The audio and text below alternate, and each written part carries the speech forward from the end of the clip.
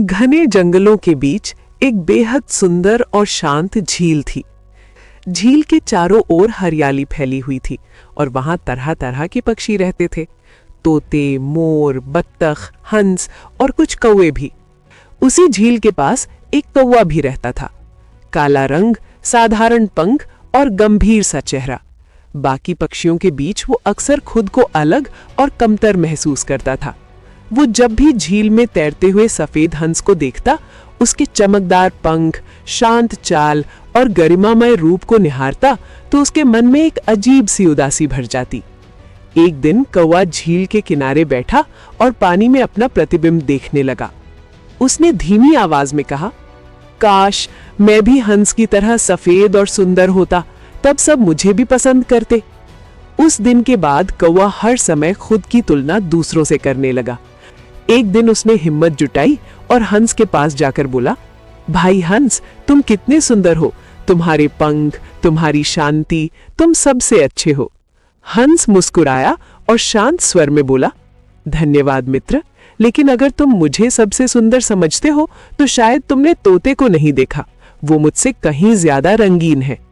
यह सुनकर कौवा हैरान रह गया। वो तुरंत तोते की तलाश में उड़ पड़ा। थोड़ी देर बाद वो एक हरे भरे पेड़ पर बैठे तोते के पास पहुंचा, जो मीठी आवाज में बोल रहा था। कौवे ने कहा, भाई तोते, तुम सच में बहुत सुंदर हो। तुम्हारा हरा शरीर, लाल चोंच और मधुर आवाज, तुम तो हंस से भी ज्यादा सुंदर हो। तोता हंस पड़ा और बोला, अरे नहीं मित्र, लोग मुझसे भी ज्यादा मोर को पसंद करते हैं। जब वो अपने पंख फैलाकर नाचता है तो पूरा जंगल उसे देखने रुक जाता है। अब कौवा मोर को देखने के लिए उत्सुक हो गया। वो उड़ता हुआ एक बड़े बगीचे में पहुंचा, जहां एक मोर पिंजरे में बंद था। लोग उसे देखने आते, तस्वीरें खींचते और उसकी खूब तारीफ करते। कौवे ने मोर से कहा, तुम तो सबसे सुंदर पक्षी हो। तुम्हारे रंग और तुम्हारा नृत्य अद्भुत है। मोर ने गहरी सांस ली और बोला, धन्यवाद मित्र, लेकिन इस सुंदरता की कीमत मुझे आजादी खोकर चुकानी पड़ी है। मैं पिंजरे में कैद हूं, उड़ नहीं सकता। तुम आजाद हो और वही सबसे बड़ी सुंदरता है। ये सुनकर कौवा चुप हो गया। उसे झील की खुली हवा, ऊंचे पेड़ और खुला आसमान याद आ गया। वो वापस झील की ओर उड़ गया।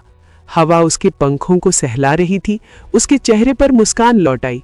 उसने मन ही मन कहा, अब समझ आया, सुंदरता रंगों में नहीं बल्कि आजादी, संतोष और आत्मविश्वास में होती है। उस दिन के बाद कौवे ने कभी खुद की तुलना किसी से नहीं की। वो हर सुबह सूरज की किरणों के साथ उड़ता, गाता और खुश रहता।